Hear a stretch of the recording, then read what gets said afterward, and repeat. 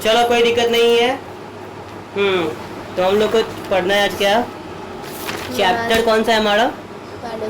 10 respiration. तो जैसे कि हम लोग पिछले क्लास में पढ़े थे, तो याद है कि नहीं याद है, भूल गई? याद है। हम पिछले क्लास में पढ़े थे रेस्पिरेशन जो होता है वो दो प्रकार का होता है, एक होता है एरोबिक, एक होता है एनारोबिक। एरोबिक और एनारोबिक का फर्क क्या होता है? एरोबिक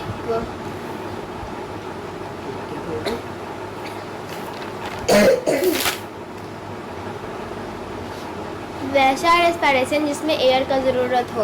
और एनारोबिक क्या होता है? वैसा रेस्पिरेशन जिसमें एयर का यूज ना हो। रेस्पिरेशन में और क्या क्या होता है एरोबिक में?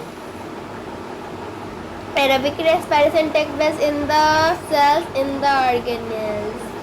तक इंसान respiration cell. Aerobic respiration take place ना, इनहेल थोड़ा है ना। ठीक है, तो एरोबिक रेस्पिरेशन और एनारोबिक रेस्पिरेशन में क्या फर्क होता है? पहला होता है कि एरोबिक मतलब एयर, वैसा रेस्पिरेशन जो कहाँ हो? एयर में हो। और इसमें क्या होगा एनारोबिक में? वैसा रेस्पिरेशन जो एयर में ना हो। इसमें जो होता है रेस्पिरेशन सेल के अंदर होगा, इसमें रेस्पिरेशन नहीं, क्यों नहीं सेल के अंदर? इसमें सेल के अंदर ना होगा, सेम ही चीज तो है। हाँ ठीक है सर। होगा तो शरीर में ना होगा। रेस्पिरेशन कहाँ होता है? सही। Very good. उसके बाद एरोबिक रेस्पिरेशन जो होता है उसमें जो होता है कि उसमें जो होता है ना ज्यादा एनर्जी लॉस होता है। क्या होता है? ज्यादा एनर्जी लॉस होता है। एनारोबिक में लॉस नहीं होता एनर्जी। एरोबिक रेस्पिरेशन में टाइम लगता है, एनारोबिक में टाइम नहीं रहता। तो ये सब बात याद रहेगा? हाँ। हाँ कि नहीं रहेगा? एरोबिक रेस्पिरेशन में क्या मिलता है? ऊर्जा। और जरूरी मात्रा में ऊर्जा मिलता है। हाँ, तो और क्या मिलता है? Carbon dioxide and water. इसमें क्या मिलता है? इसमें कम ऊर्जा इसमें वो मिल है। सकता है, कम ऊर्जा मिलता है इसमें। कम मिलता है, मे भी मिल सकता है, मिल सकता है और नहीं मिल सकता है, मैटर वेरी करता है ये। ऐसे बढ़ोगे। ब्रीथिंग के बारे में बताओ क्या होता है breathing? We can live without food and water for many days, but we cannot live for more than a few minutes. अब स्टार्ट करते हैं। हमारा देखो चैप्टर का नाम, हम चैप्टर का नाम था रेस्पिरेशन। हमने इसमें पढ़ा रेस्पिरेशन दो टाइप का होता है, एरोबिक और एनारोबिक। एरोबिक रेस्पिरेशन में 5 लाइन बताना है। पहला, वैसा रेस्पिरेशन जहाँ पे ऑक्सीजन मिले। दूसरा, वैसा रेस्पिरेशन जहाँ पर नॉर्मली क्या होगा कि ये जो रेस्पिरेशन होता है ना वो सेल के अंदर होता है। कि दूसरा होगा हमारा, इसी में रेस्पिरेशन जो होता है उसमें कार्बन डाइऑक्साइड और वाटर बनता है। क्या बनता है? कार्बन डाइऑक्साइड और वाटर। और इसमें हाईली मात्रा में पानी यानी कि मतलब एनर्जी और वाटर रिलीज होता है, जिस कारण से हाँ इसमें हाईली टाइम भी लगता है। ठीक है ना, याद रहेगा? तो एरोबिक रेस्पिरेशन के 5 टाइम कौन कौन हो गए बताओ? पहला, इसमें वैसा रेस्पिरेशन जिसमें पूरा कंप्लीट ब्रेकडाउन हो जाए। और वैसा रेस्पिरेशन जिसमें O2 मिले, ऑक्सीजन मिले। वैसा रेस्पिरेशन जहाँ पर क्या बने? CO2 और H2O। वैसा रेस्पिरेशन जहाँ पर ऊर्जा की जरूरत हो, बहुत जरूरत ज़्यादा। और वैसा रेस्पिरेशन जहाँ पर हवा की जरूरत ना हो। वैसा रेस्पिरेशन जहाँ पर जो रेस्पिरेशन है वो आधा आधा और थोड़ा थोड़ा हो। हाँ, अब वैसा रेस्पिरेशन जहाँ पर क्या बने? CO2 और लैक्टिक एसिड बने। क्या बने? CO2 और लैक्टिक एसिड बने। और चौथा में क्या बोल रहा है? वैसा रेस्पिरेशन जहाँ पर बहुत कम मात्रा में ऊर्जा मिले। कोई दिक्कत यहाँ तक नहीं। फिर हमने पीछे क्या क्या पढ़ा था? हमने पीछे पढ़ा रेस्पिरेशन जो होता है अलग अलग जीव में अलग तरीके से होता है, या तो कोई दिक्कत रहा नहीं होता है। फिर मैंने यहाँ बताया था कि रेस्पिरेशन का कुछ प्रोसेस होता है, ग्लूकोज और ऑक्सीजन मिलकर टूट के क्या बनेगा? कार्बन डाइऑक्साइड और वाटर और क्या मिलेगा? एनर्जी। याद रहेगा? और जो रेस्पिरेशन होता है उसको हम लोग स्लो कंबशन प्रोसेस बोलो या ब्रेकडाउन प्रोसेस बोलो या कुछ बोलो, इससे मतलब है कुछ खाना जले भूजे खत्म हुए टूटे फूटे, हमको उससे मतलब नहीं है। हमको क्या चाहिए? एनर्जी। हमको मिलेगा तो क्या कहलाया? रेस्पायरेशन। तो यहाँ पे लिखा हो कंबसन ऑफ फूड, कहीं पे लिखेगा ब्रेकडाउन ऑफ फूड, कहीं पे लिखेगा कंप्लीट डिजॉल्व फूड। हमको उससे मतलब, हमको किससे मतलब है? एनर्जी से। हाँ गुड। अब इसमें बात ऐसा आता है कि फोटोसिंथेसिस जो होता है वो क्या है? फोटोसिंथेसिस में एनर्जी खर्च होता है, जहाँ रेस्पायरेशन में एनर्जी, देखो फोटोसिंथेसिस एनर्जी को क्या करता है? खींचता है, लेता है। वही रेस्पायरेशन एनर्जी को खर्च करता है। खर्च करता है, जिस कारण से हमें एनर्जी मिलता है कि नहीं मिलता है। बस सीधी बात है, रेस्पायरेशन में एनर्जी देता है और फोटोसिंथेसिस एनर्जी लेता है, तो कोई दिक्कत नहीं। अब याद रहो एरोबिक रेस्पायरेशन एनारोबिक रेस्पायरेशन समझ गई? कोई दिक्कत वहाँ पर नहीं ना? अब पूछ रहा है कि हमारा मसल्स क्रैम्प क्यों करता है, हमें मसल्स में दर्द क्यों होता है, हमारे मसल्स में पेन क्यों होता है? क्यों होता है? लैक्टिक एसिड के कारण। लैक्टिक एसिड होता है, बट वहाँ पे जमा होता है। जब हम लोग बहुत ज़्यादा भारी मात्रा में कोई भी कार्य करते हैं, कोई काम करते हैं, तो उस टाइम में वहाँ पे ऑक्सीजन का फ्लो कम हो जाता है, जिस कारण से वहाँ पे ज़्यादा मात्रा में ऑक्सीजन जमा होता है, नहीं पहुँच पाता है, जिस कारण से वहाँ पे क्या आ जाता है? Lactic acid. और वो लैक्टिक एसिड बाद में एक बहुत ज़्यादा भारी भरकम काम करने में हमारा हेल्प करता है। मतलब लैक्टिक एसिड हमारे शरीर के लिए जरूरी है। कब? हाँ, जब मान लो कि तुमको वहाँ पे किसी मसल्स में बहुत ज़्यादा दर्द हो रहा हो, पेन हो रहा हो, वहाँ लैक्टिक एसिड का फॉर्मेशन हो गया हो, तो उस टाइम तुम उस दर्द से कैसे आराम पाओगे? एक्सरसाइज करके। हाँ ऐसे, ठीक है, एक्सरसाइज करके और योगा करके। और बड़ा घटिया उपाय था, हमको आराम पाना है, दर्द से आराम, तो क्या करेंगे? रेस्ट करना। देखो पहली बात ये है कि रेस्पायरेशन के दौरान, मतलब जब हमारे शरीर के अंदर लैक्टिक एसिड का फॉर्मेशन होता है, तो उससे काफ़ी ज़्यादा हमारे मसल्स क्रैम्प होते हैं और वहाँ पे दर्द होता है, जिस कारण से हमें उस टाइम दर्द से आराम पाने के लिए क्या करना चाहिए? गर्म पानी से नहाना चाहिए, और या फिर गर्म पानी से सेकना चाहिए, या फिर नहाना चाहिए, मसाज करना चाहिए।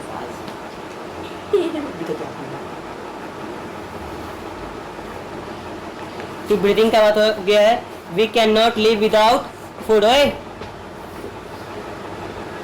We cannot live without food and water for many reasons, but we cannot live without more than few minutes through air. हम जो होता है बिना खाना खाए कुछ समय जिंदा रह सकते हैं, कुछ दिन जिंदा रह सकते हैं, लेकिन बिना सांस लिए कुछ मिनटों भी जिंदा नहीं रह सकते। बट मैरी बिना सांस लिए भी जिंदा रह सकती है, ये साइंटिफिकली प्रूव्ड है।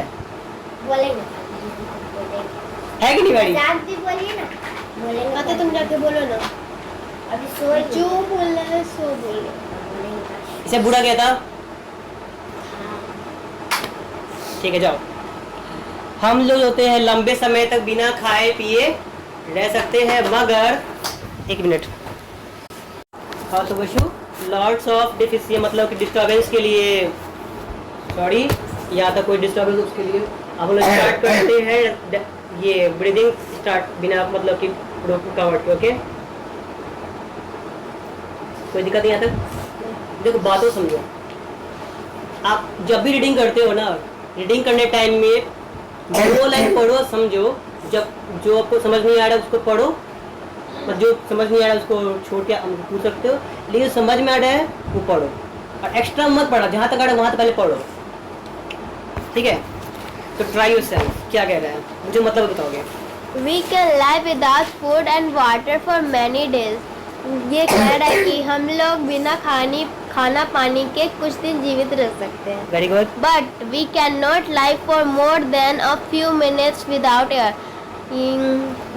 लेकिन हम बिना एयर के few minutes में जिंदा नहीं रह सकते। Great. कुछ मिनट के लिए। This is because air is necessary for breathing. ये बोल रहा है कि एयर हमारे लिए बहुत इम्पोर्टेंट है। ड्यूरिंग ब्रीथिंग जब हम सांस लेते हैं, we take air into our lungs, ये हमारे लंग्स के अंदर जाता है। Without the nose, through the nose मतलब जब हम सांस लेते हैं तो लंग्स के अंदर जाता है, किसके द्वारा? नाक से। एंड देन एक्सपेल इट, वहाँ से क्या होता है? हवा अंदर आता है। आगे बढ़ो। The ordinary air which we take into the lungs and rich in oxygen, but the air exhaled from the lungs is rich in carbon dioxide. Okay, तो मतलब बोल रहा है कि जब हम लोग एयर को अंदर एक्सपेल करते हैं, एक्सपेल इन द सेंस अंदर लेते हैं, तो भारी मात्रा में हम क्या ले लेते हैं? Carbon dioxide. पहली बात सही बात ये है कि हम सिर्फ कार्बन डाइऑक्साइड नहीं, हम लोग गैसों का मिक्सचर ले लेते हैं, जिस कारण से उसको अलग अलग फिल्टर कौन करता है? हमारा लंग्स, नॉट अ नाक। नाक भी करता है, जो उसमें कीड़ा होता है ना, कि हवा में कीड़ा होता है, वो कीड़ा कहाँ चिपकता है? हमारे नोज में, नॉस्ट्रिल में, नजल चैम्बर में, नाक वाले पार्ट में। इसको नेक्टा भी बोलते हैं। नेक्टा इन द सेंस नाक वाला भाग जहाँ पे चिपचिपा पदार्थ होता है, तो नेक्टा कहते हैं, नोजिया कहते हैं। याद रहेगा? हाँ, नेक्टा को गलत वर्ड मत लेना, वो जरूरी भी है। ठीक है। The ordinary air which we take into the lungs and rich in oxygen expelled out from the lungs is rich in carbon dioxide, and we can now define breathing as follow. Breathing is the process by where air rich in oxygen and taking inside the body organism and air rich in carbon dioxide expelled out from the body. हम जानते हैं कि देखो, जब हम लोग सांस लेते हैं तो भारी मात्रा में हमारे शरीर में क्या होता है? Carbon dioxide. एक बात याद रखना कि हमारे एटमॉस्फेयर में ज्यादा कार्बन डाइऑक्साइड है या ऑक्सीजन है या कार्बन है? कार्बन। याद है, यह बिल्कुल गलत बात है, मैंने पहले भी लिखवाया था। हमारे हवा में सबसे ज्यादा भारी मात्रा में क्या बढ़ रखा है? ऑक्सीजन। ऑक्सीजन 21% है, याद रहेगा। और नाइट्रोजन 78%, याद रहेगा। तो सबसे ज्यादा क्या है हमारे हवा में? नाइट्रोजन। चाहे पेंसिल लेके आओ फटाफट।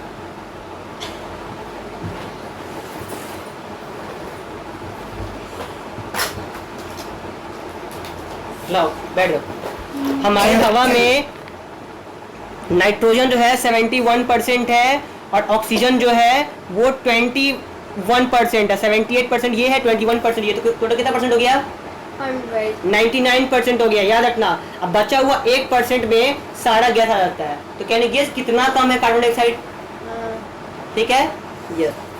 लेकिन वो 1% थोड़ा ही बढ़ गया ना, तो हमारे एटमॉस्फेयर के लिए डेंजरस साबित हो सकता है, जिससे बहुत सारे कॉस्मिक रेडिएशन अर्थ पे फ्लो करेंगे, और पार्टिकुलर टाइम के बाद एनिमल पे बहुत सारे लड़कियां जो होती है ना, लड़कियां सब मेकअप जो करती है, उसको हाईली मतलब बीमारी हो जाएगा, स्किन कैंसर हो जाएगा, ये जो मेकअप करती है उसके लिए। हाँ, जो मतलब ज़्यादा वो होती है ना, गोरी गोटे टाइप की, जो ज़्यादा मैं सुंदर रहता है, उसको पता क्या होता है? उसको भी ना ज़्यादा मिलेनिंग होता है। मिलेनिंग देखो, याद रखना, एक केमिकल होता है स्किन में, क्या होता है?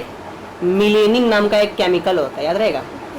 मिलेनिन है वो केमिकल। देखो, मिलेनिन जितना ज़्यादा रहेगा इंसान उतना क्या रहेगा? काला रहेगा। और मिलेनिन जितना कम रहेगा इंसान उतना गोरा होगा। तो कहते हैं जितना मिलेनिन कम रहेगा उतना तुम्हारा स्किन का टेंडेंसी कम रहेगा ना छिलने का, कोई चीज़ है कि नहीं है? तो गोरा इंसान जो होता है वो धूप में ज़्यादा जिंदा नहीं रह पाता, इसलिए पार्टिकुलर टाइम पर तो मर जा, मतलब वो बेहोश जाता है धूप में। ठीक है, तो उसमें कोई दिक्कत नहीं है। अब जो काबिल इंसान अपने चेहरे पे मेकअप थोप के सोचता है वो गोरा हो जाएगा, वो इंसान के लिए और नुकसान था। पूछो क्यों? तो इंसान क्या करता है? अपने स्किन पे बार बार क्रीम लगा के, अलग अलग प्रोडक्ट लगा के गोरा हो जाए, लेकिन पार्टिकुलर टाइम का उसका स्किन काफ़ी पतला और बहुत ज़्यादा कमज़ोर जाता है, जिस कारण से वो काफ़ी भद्दा दिखता है, और बाद में काला कौवा या दूसरी टट्टी टाइप का दिखता है, मुंह लाल पड़ जाएगा, और काफ़ी ज़्यादा कैंसर जैसे बीमारी, और उसे ईजिली धूप में चक्कर आने जैसा समस्या हो जाता है। तो ऐसे इंसान जो अपने आप तो देखो, जो नेचुरल गोरा है उसको थोड़ा चक्कर आएगा और कुछ नहीं होगा, लेकिन जो जबरदस्ती चाहता है कि मैं गोरा हो जाऊँ, कुछ मेकअप थोप के अपनी स्किन को कमजोर कर रहा है, वैसे इंसान को कैंसर होना 100% फिक्स है। अब वो आज नहीं कल तो उसका पूरा चेहरा लाल हो जाएगा। स्टार्टिंग में वो काला से गोरा होगा, गोरा से लाल हो जाएगा, और फिर उसका चेहरा पूरा दाना आ जाएगा, उसको जिंदगी भर भद्दा बन जाएगा। ऐसा कोई है? मैं कैसे हो जाऊँ? मैं तो लड़का हूँ, मैं नहीं करता सका। जैसे आज फॉर एग्जाम्पल हम जानते हैं कि हमारे अंदर जो है ना, वो सब भी हो गया टाइम में, तो टाइम इसको तो भी आ जाता है एनी टाइम, है ना? नहीं तो याद रहे, जितने भी जो काले से इंसान गोरा होना चाहता है उसको बहुत ज़्यादा दिक्कत आएगा। ठीक है, तो आगे हम लोग देखते हैं। इसी के आगे जैसे देखा जाए, इसके आगे बोल रहा है, तो समझ गई, हम जब भी सांस लेते हैं तो हमें भारी मात्रा में क्या मिलता है? कार्बन डाइऑक्साइड और ऑक्सीजन। लेकिन ज़्यादा क्या मिलता है? Carbon dioxide. ऑक्सीजन मिलता है। ऑक्सीजन 721% होता है। हाँ। ऑक्सीजन होता है नाइट्रोजन। नाइट्रोजन का जरूरत नहीं होता है। अब आगे बोल रहा है different organism have different organ for breathing and on their structure oxygen requirement.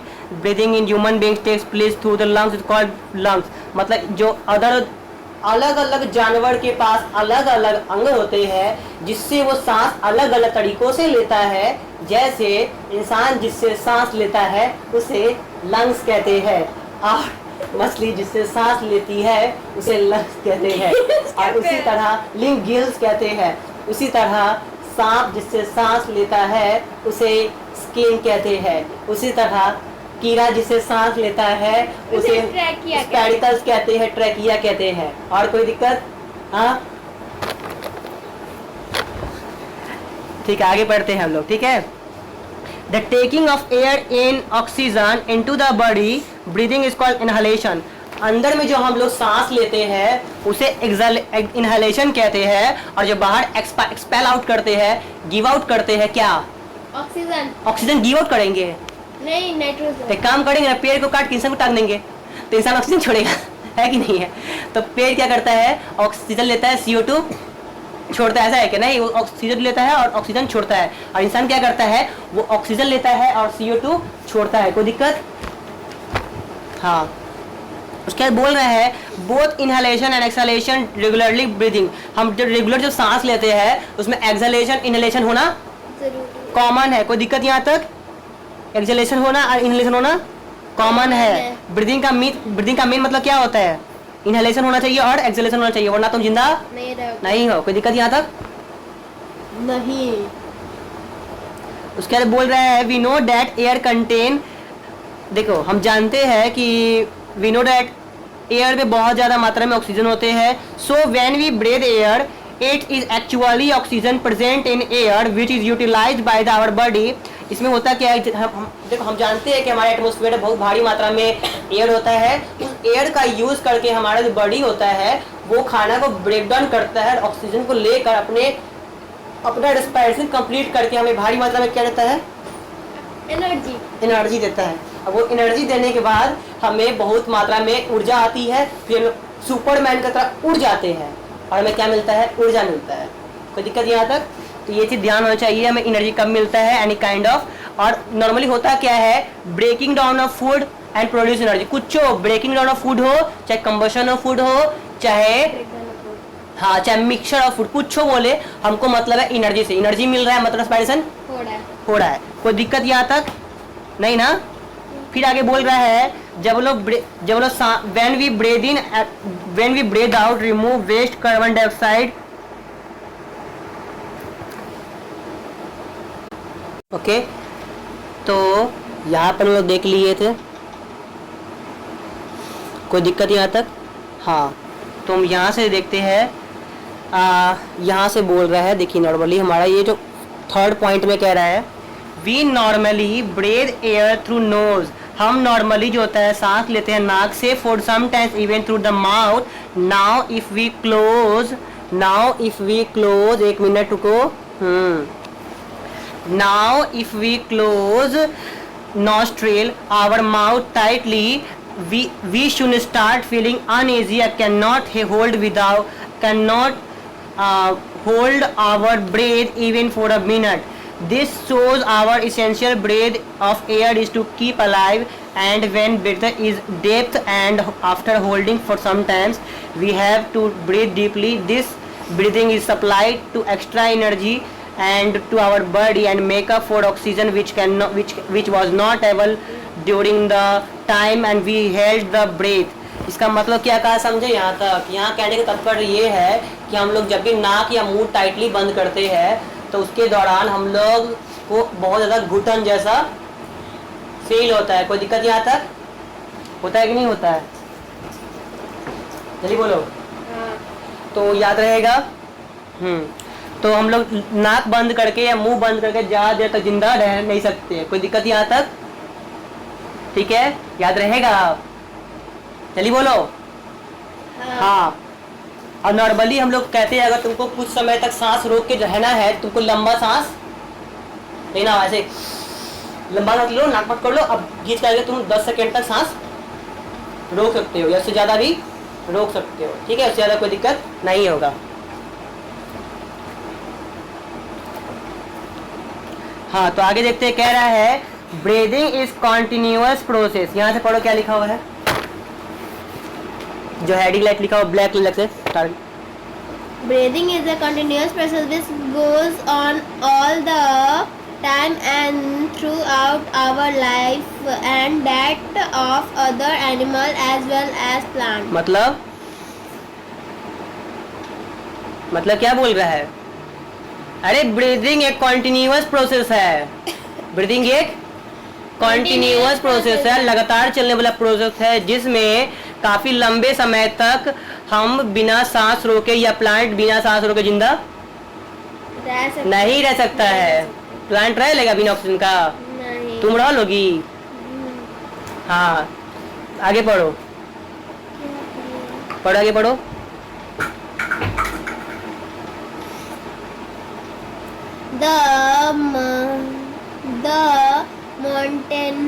The mountaineers carry oxygen cylinders with them for breathing because the amount of air available to a person or breathing to high altitude is much less than the available on the ground.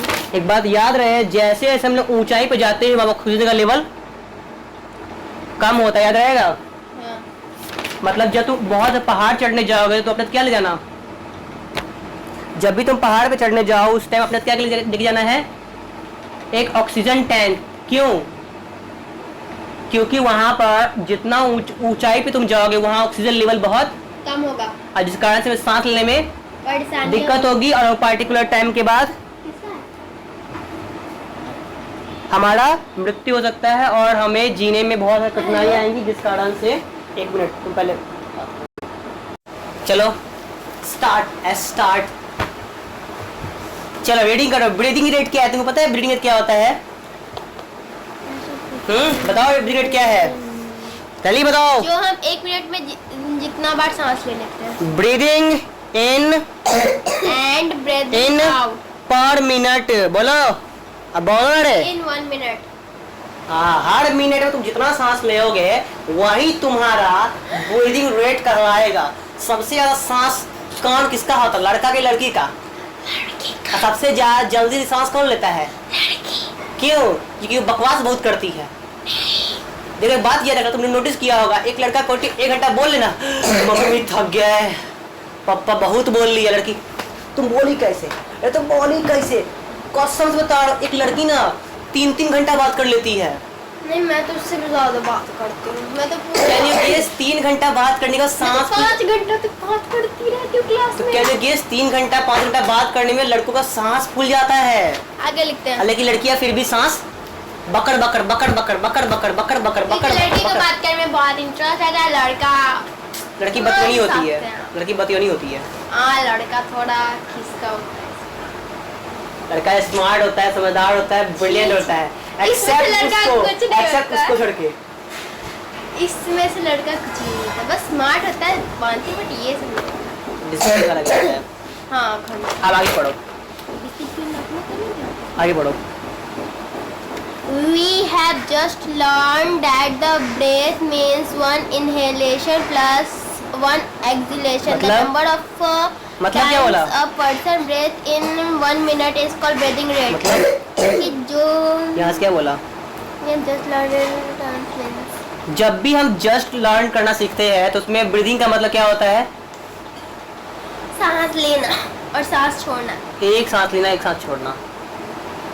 और number of person breathing in per unit, मतलब कि हर इंसान per unit time में जितना सांस लेता है, छोड़ता है, लेता है, छोड़ता है, उसी क्या बोलते हैं? Breathing rate. आगे पढ़ो। वुमेन ब्रेथ ऑन एवरेज क्या से कहाँ पढ़ी हो? On an average, an adult human being at rest is 15-18 times per minute. Human breathe slightly Women breathe slightly faster than men. मतलब कि वुमेन मैन से ज्यादा बात कर सकती है। ज्यादा लंबा लंबा सांस लेती है, जल्दी सांस लेती है। फास्टर बोल रहा है bro. Breathing rate of a person is not constant. Always the breathing rate of a person changes according to oxygen requirements of a body. For example, the breathing rate of a person is always slowly when it is sleeping, and because minimum energy is required by the body during sleep, which can be provided by a slow rate of breathing. Good. The breathing rate of a person increase with increased physical activity like exercise, running, weightlifting, etc. When the breathing rate increases, greater amount of the air goes into the lungs. With more air going into the lungs, the blood can absorb oxygen at a faster rate. This faster breathing supply more oxygen to the body cells for producing more energy by the rapid breakdown of a food needed for doing heavy physical exercise. It is during heavy physical exercise the breathing rate of an adult human being can increase up to 25 per minute in even more. For example, if a person runs a distance, his breathing rate increase. Running makes a person breathing faster because the faster breathing rate supplies more oxygen to the body cells for the speedy breakdown of food for releasing more energy required from running. When a man or do some other physical exercise, not only do we breathe faster, we also take deep breaths so as to inhale air and get more oxygen for the speedy release of the oxygen from food. It is a common observation that an athlete breathes faster and deeper than usual even after finishing a race. This is because during the race the legs muscles of athlete have produced extra energy by doing anaerobic respiration without using oxygen. By breathing faster and deeper, the athletic is giving back oxygen to the muscles which would not give earlier the time of running due to lack of oxygen at the time. मैं समझे? मतलब क्या बोले इस पूरे chapter में ये कह रहा है कि जब तुम लोग इस पूरे कहानी बस एक ही पॉइंट कह रहा है, जब तुम लोग बैठल रहते हो, सुतल रहते हो, नींद में रहते हो, उस टाइम तुमको ऑक्सीजन की जरूरत बहुत कम होता है, जिस कारण से तुम सांस बहुत धीरे धीरे फील होता है। अब उसी टाइम पापा आ जाए डंडा लेके, दिल का धड़कन होता है, क्योंकि अब तुमको क्या करना है? भागना है, इसलिए तुम भाग के जाओगे तेजी से आसमान में और जाके वहां छुप जाओगे। जिस कारण से 1 मिनट को पहले 5 मिनट सुनो क्या कह रहा है, इसको पता था जो ठीक, कोई दिक्कत यहाँ तक नहीं। तो इस पूरे जो लंबा टॉपिक था ब्रीदिंग रेट में, इसमें यही कह रहा था कि जब इंसान सांस लेता है ना 3 मिनट में, उसे ही ब्रीदिंग रेट कहते हैं। कोई दिक्कत यहाँ तक नहीं। तो इंसान जो होता है ना, सोने टाइम में उसको बहुत कम मात्रा में एनर्जी चाहिए होता है, जिस कारण से वो एनर्जी बहुत कम मात्रा में यूज़ करता है। अब बताओ इंसान कब भारी मात्रा में एनर्जी यूज़ करता है?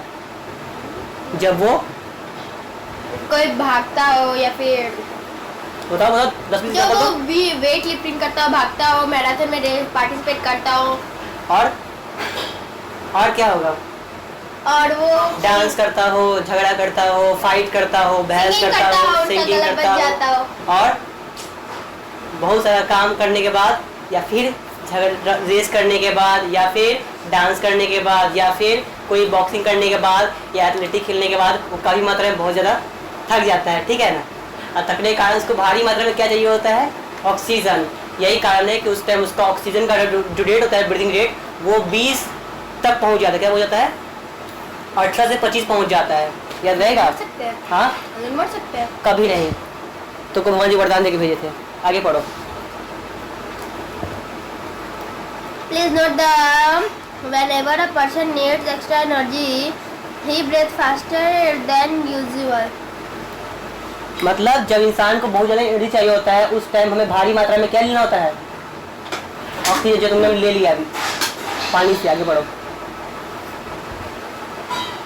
पढ़ो।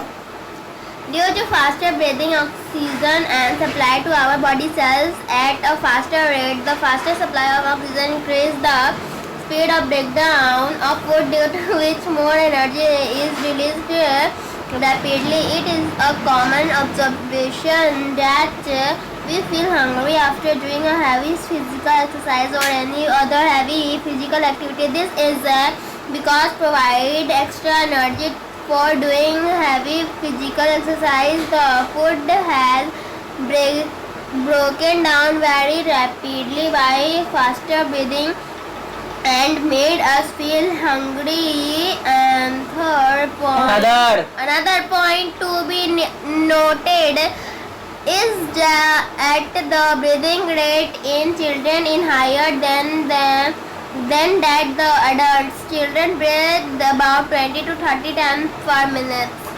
चिल्ड्रन जो होता है 20 से 30 बार उसको क्या करता है?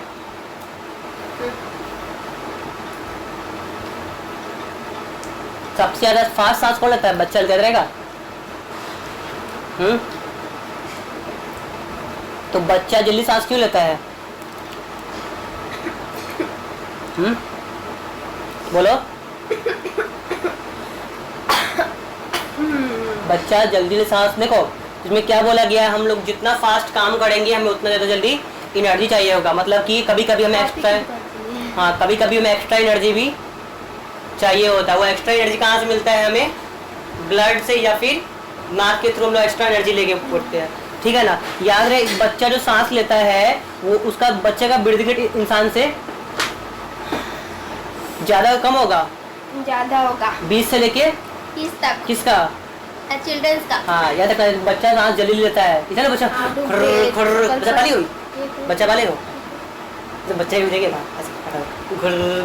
घुर करता है।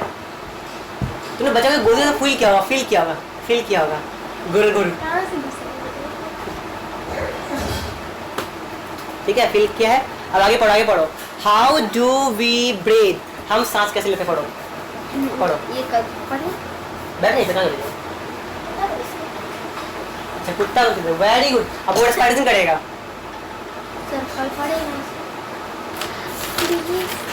खत्म कर देंगे। चलो आगे पढ़ो। हाउ डू वी ब्रीथ, जल्दी पढ़ो आगे। How do we breathe,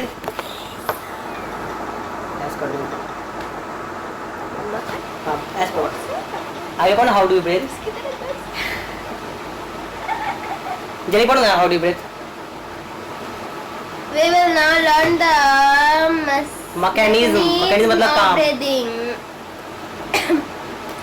That is, we will now learn how air from outside is shocked into our lungs during inhaling, breathing in, and how air from our lungs and pushed out during exhalation and breathing out. The process of breathing takes place in our lungs. Lungs is connected to our nostrils. Whole of the nose nostrils बोलते हैं, नाक में छेद होता है बोलते हैं। nasal passages or nasal cavity. The windpipe, when we inhale air, it enter our nostrils, passes through nasal passages and windpipe and reaches our lungs. How do lungs find in an airtight space in our body called chest cavity? Around the sides of the chest cavity is the rib cage, with seat of the muscles between the ribs. The rib cage closes the lungs in it. At the bottom of the chest cavity is a curved sheath of muscles called diaphragm. Diaphragm forms the floor of the chest cavity. Breathing involves the movement of rib cage and the diaphragm. This happens as follow. मैं समझी बात है, क्या बोल रहा है कि जब लोग सांस लेते हैं तो नाक से जाता है, नाक से जाता है कहाँ पर? वो नॉस्ट्रिल में। नॉस्ट्रिल मतलब ये, अरे नाक हो गया, नाक के अंदर ये नॉस्ट्रिल छेद हो गया, छेद से जाएगा विंड पाइप, विंड पाइप जाएगा वो लंग्स में। उतना लंबा नहीं, शॉर्ट शॉर्ट मारा हुआ है, ठीक है। अब इसमें कुछ प्रोसीजर हो, क्या बोल रहे हैं, ब्रीदिंग इन कैसे होता है? पढ़ो पूरा, खत्म कर दो, खत्म ही है बस, ज़्यादा नहीं बचा हुआ है। वहाँ से कल पढ़ेंगे तो ठीक है। हाँ, एक पेज तो बचेगा, अभी पढ़ लेंगे, खत्म। पढ़ ली, पेज नहीं बचा, उसको नहीं पढ़ना, पढ़ो जो लेना बोल रहा था, पढ़ो पेज नहीं। तुम पर पढ़ो आगे, फालतू लिखा हुआ है खाली। ब्रीदिंग मतलब ब्रीदिंग मतलब सांस लेना, कहाँ लेना? नाक में।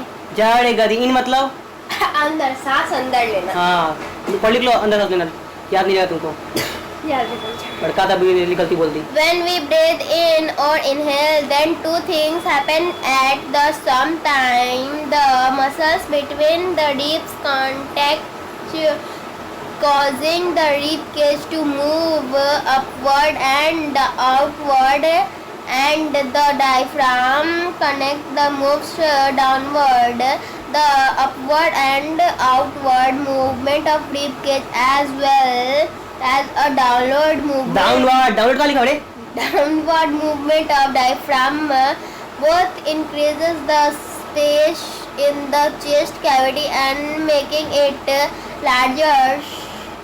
As the chest cavity becomes larger, air and sucked in from outside into the lungs. The lungs get filled up with air and expand. बकवास बात लिखा हुआ, इतना लिखा हुआ, जब लोग सांस लेते हैं, सांस लो, लो सांस, क्या हुआ? कुछ नहीं, चेस्ट फूल है यार, यही बोल रहा है इसमें।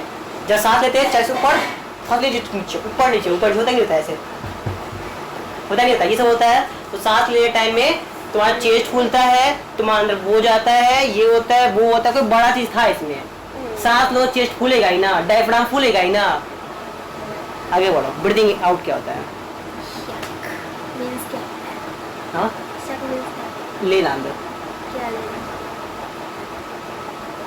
टेस्टी अंदर लेना। आगे बढ़ो, ब्रीदिंग आउट पढ़ो। सर लेना होता है ऐसे ही, कुछ मिल्क सकड़, मिल्क पीना है, अंदर लेना, जैसे कि बच्चा मिल्क से करता है। आगे पढ़ते हैं। ब्रीदिंग आउट क्या है, पढ़ो आगे। When a breathe out or exhale, even then two things happen at the same time. जब The सांस छोड़ते हैं उस टाइम muscles पे होता है। between the rib relax, causing the rib cage to moving downward and inward, and the diaphragm, and as well as a upward movement of diaphragm both decrease the space in our chest cavity and make it smaller. As the chest cavity becomes smaller, air and falls out from the lungs. The process of breathing in of air and breathing out goes on Continuously, लगातार, all day and all night. The breathing movement of our body can be felt easily as follow. Place one hand on the middle of our chest and the other hand of the abdomen as shown in figure 9.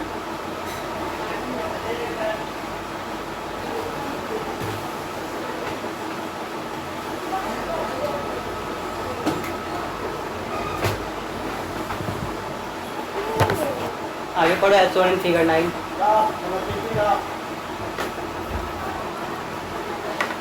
Take a few deep breaths and relax them. We can feel up and down movement of our chest and abdomen caused by breathing in and breathing out of air. If we observe carefully, we can also see the up down movement of the abdomens of animals such as cows, dogs and cats, etc. मत समझे, as they breathe. समझे इस process में क्या कह रहा है, सांस लेना और सांस छोड़ना है, तो कॉमन सी बात है प्रोसेस हमारे अंदर होता है। जब सांस लेते हैं तो चेस्ट, सांस छोड़ते हैं तो चेस्ट का साइज छोटा होता है। ये बात ये बोला है। और वो ये एक्सपेरिमेंट चेक करना है तो तुम्हारा पेट नहीं फूलेगा, तुम्हारा चेस्ट ही फूलता है। तो ये चेक करने के लिए एक हाथ रखो चेस्ट पे, एक हाथ रखो पेट पे, लड़ा कुछ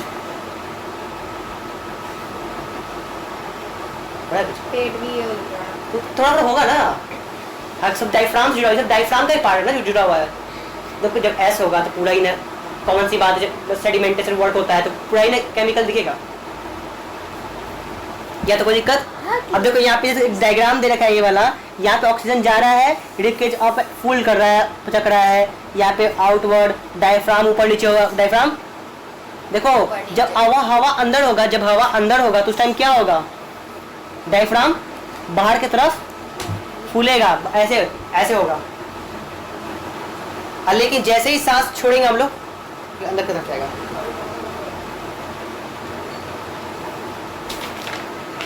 चलो आगे पढ़ते हैं। इसमें जो एक्टिविटी है हम बाद में कभी पढ़ लेंगे, आराम से टाइम देख के। एक्टिविटी को हम कभी और पढ़ेंगे, इसलिए टाइम को बचाते हुए हम लोग आगे बढ़ेंगे, ठीक है ना। एक्टिविटी ऐसे भी हमारे उतने काम का आता नहीं है, तो आगे यहाँ पढ़ो। The size of our chest increases during the process of breathing in of air because the chest cavity becomes bigger. Different कब बिगड़ people होता है? कब can बिगड़ कब होगा? expand their chest by different amounts. कब बिगड़ होता है चेंज साइज? जब सांस लेते हैं, चांस लेते हैं। सांस लेते हैं। आगे पढ़ो। We can measure the maximum expansion in Expansion. the chest size as follows. First, measure of size of chest with a measuring tape while holding the breath after exhaling normally. Then take a very deep breath so as to cause maximum expansion the chest. Hold the breath for a while or measure the size of the chest in this expand position. The difference in the two reading of the measuring tape will give the maximum expansion in the size of the chest which can be gauged about by us. समझिए तो कुछ में इसने वही बात बोला है, फालतू बातें कि चेस्ट फूलेगा जब सांस लेंगे, और क्या बोल रहा है चेस्ट साइज मैक्सिमम कब हो, जब मैक्सिमम सांस लेंगे। और तुम्हारे कितना औकात है, लो सांस जितना सकती लो, पूरा लो, कितना औकात है, हो गया बस। ये हमारा मैक्सिमम सांस का औकात है, यही बोल रहे। अब कितना सांस छोड़ सकती हो, बस हो गया। ये हमारा मैक्सिमम टेंडेंसी है। अब आगे पढ़ो। What happen when air breathe in respiration? क्या होता है जब रेस्पिरेशन करते हैं उस टाइम एयर इंटर करता है। पढ़ो जैसे रीडिंग करो ऐसे, खत्म ही है बस। दो चार पेज बस बचा हुआ, उसके बाद पढ़ो बस, 2-4 पेज बचा हुआ है। अरे बात से क्या हाल खबर? रीड करो जितना हो सके पढ़ेंगे। पढ़ो पढ़ो क्या होता है। Air which we breathe in from the atmosphere is called inhaled air. ये वही फिर से वही लिखा है। हवा जब हम लोग सांस लेते हैं तो क्या बोलते हैं, इनहेल बोलते हैं। पढ़ आगे, बार की बात लिखा हुआ है, पढ़ोगे। And the air which we breathe out from our lungs through nose or mouth is called exhaled air. We know that air is a mixture of gases such as nitrogen, oxygen, carbon dioxide and water vapor etc. Now the air which we breathe in is a mixture of gases and the air which we breathe out is also a mixture of gases. The only difference in the inhaled air and exhaled air in that they contain different properties of oxygen, carbon dioxide and water vapor.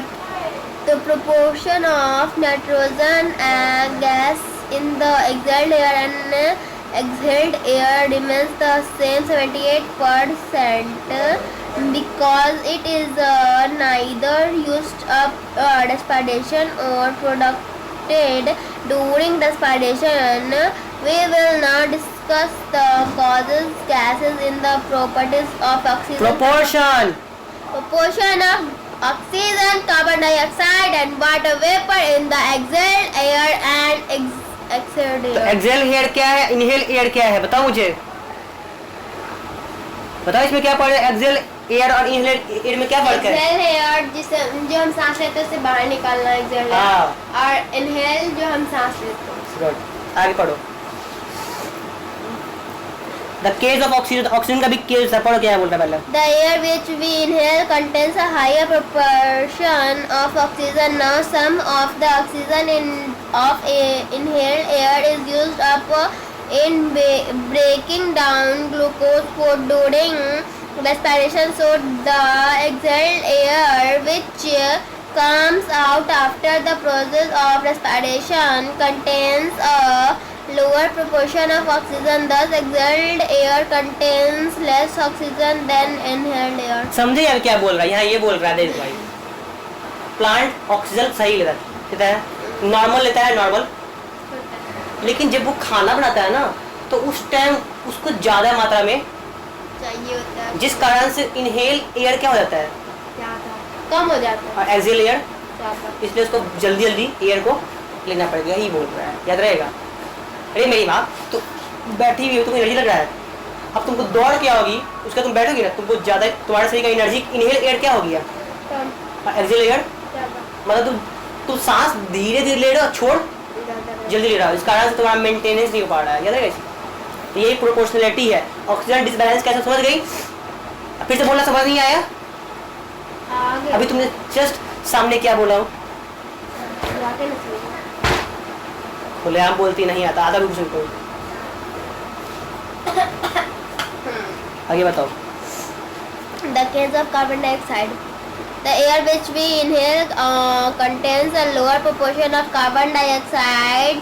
Now, during respiration, when oxygen breaks down glucose food, then some carbon dioxide are produced. So, the exhaled air that comes out after the process of respiration contains higher proportion of carbon dioxide. Thus, the exhaled वो exhale कुछ पढ़ दिया. Exhale air exhaled content air contains more carbon dioxide than inhaled air. मतलब carbon case में क्या होता है, जो ऊपर बोले वही नीचे लिखा हुआ है. जब प्लांट खाना बनाता है उस टाइम उसको भारी मात्रा में क्या मिल जाता है, Oxygen. कार्बन डाइऑक्साइड मिलता है ना, जो उसके लिए बहुत, इस कारण उसके शरीर में बहुत ज्यादा कार्बन डाइऑक्साइड होता है और उसका प्रोपोर्शन ऑक्सीजन से ज़्यादा होता है. और क्या पूछ रहा है इसमें, पढ़ो आगे यार, तुम समझा करो, स्ट्रांग बनो ना. The case of water vapor क्या?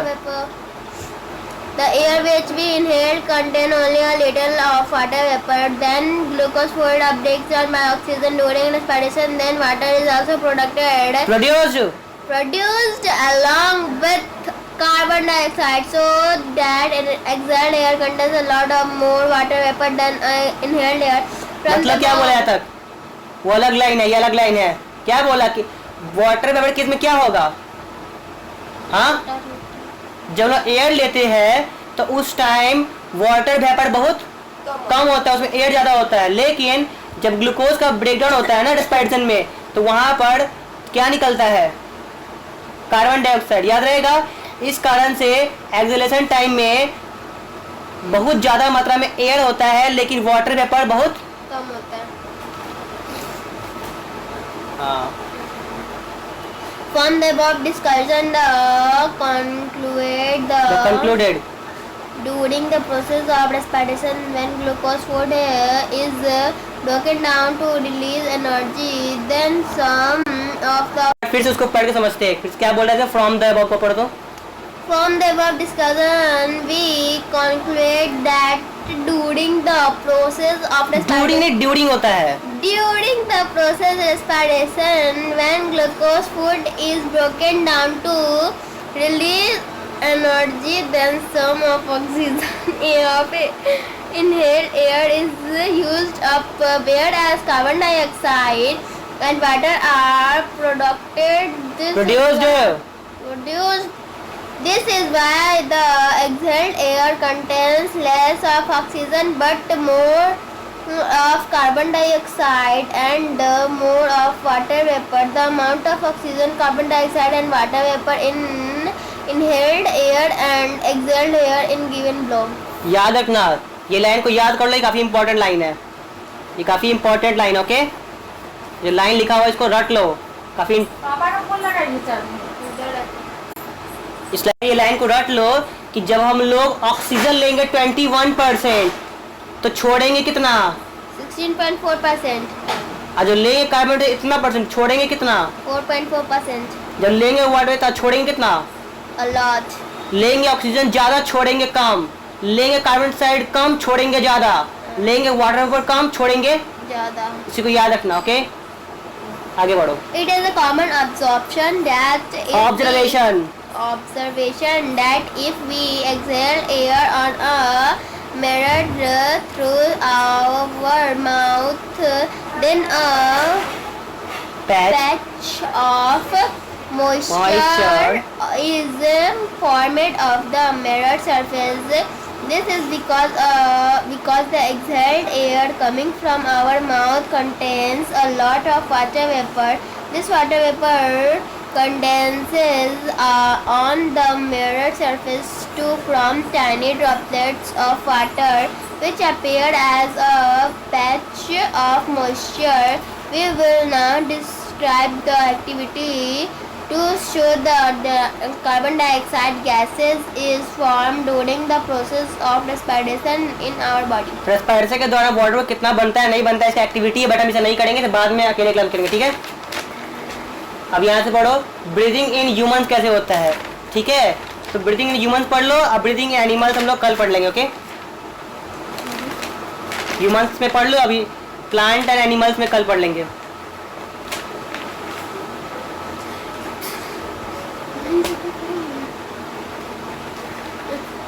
नहीं पढ़ो कल, तो इतना हिम्मत नहीं तुम्हारे में, अभी पढ़ो, अभी पढ़ लो, ये रहने तो कल पढ़ लेना, ठीक है। तो बाकी नेक्स्ट डे में, ठीक है ना, रेस्पिरेशन ह्यूमंस कल पढ़ लेंगे, ओके वशु।